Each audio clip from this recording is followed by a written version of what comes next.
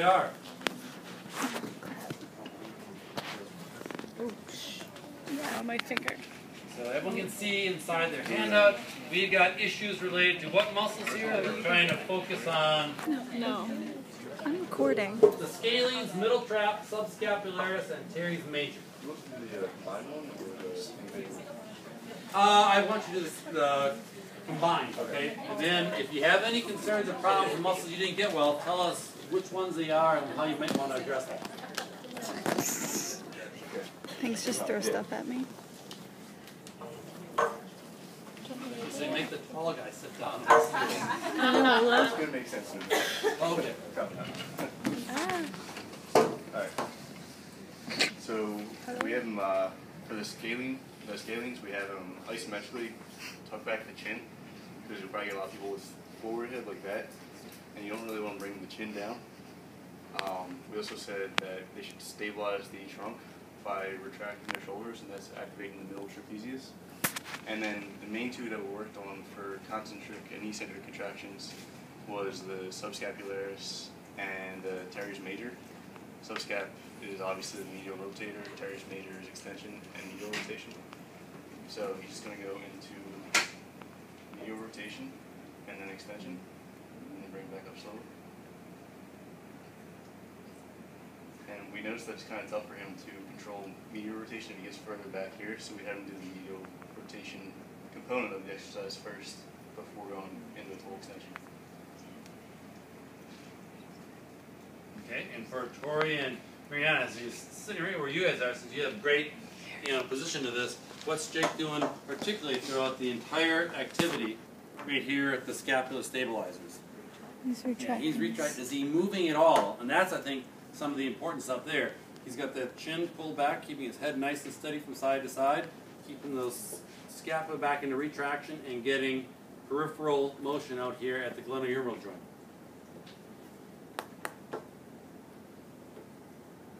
Everyone agree with that? Okay, do you guys feel that you were able to get all the muscles involved there? How do you guys feel about it? Anyone like that? And what about group number 2? Where are you guys? What did you guys come up with?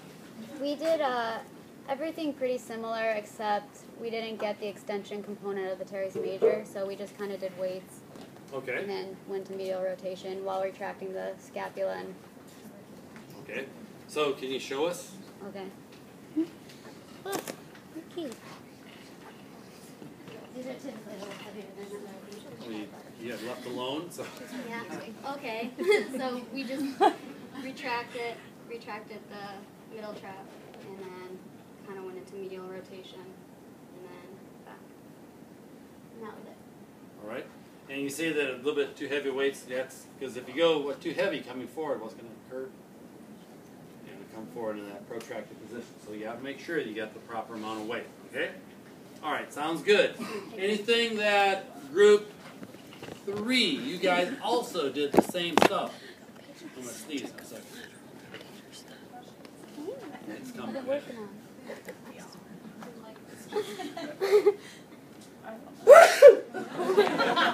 Oh, man.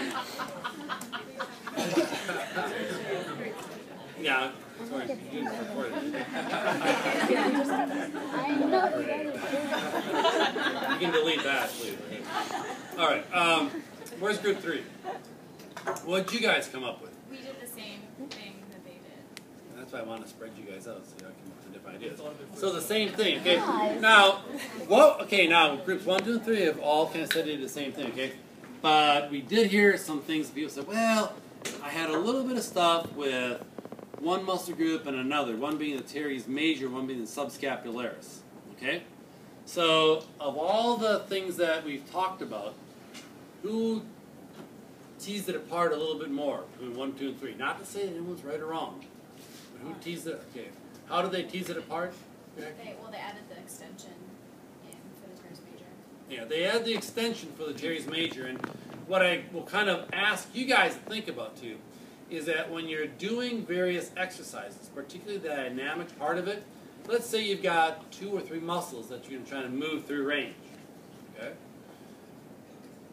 These muscles may be responsible for movement in more than one plane, correct? of the planes that they actually contribute toward, how would you rank them or prioritize them for trying to make them as active as much as possible throughout the range? You want to go into a range that has a very small plane of motion or a large plane of motion? Who says small? Very good. You want to try to have it for large. So when you take a look at Subscapularis and teres major, okay? Subscapularis works in what plane? Its function, name them all off. Medial rotation. Medial rotation of the glenohumeral joint. What else? Extension. Adduction maybe on a good day, okay? But that's about it, okay? So medial rotation, what's your total range of motion? Medial and lateral rotation? Typically what? You get about maybe 90, add in, if you're lucky, 70, okay? So you kind of put the two together.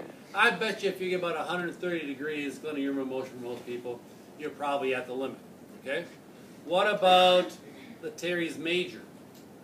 It's also a medial rotator, right? But it's also a what? Flexor and extensor. What's the range of motion for that plane, being sagittal?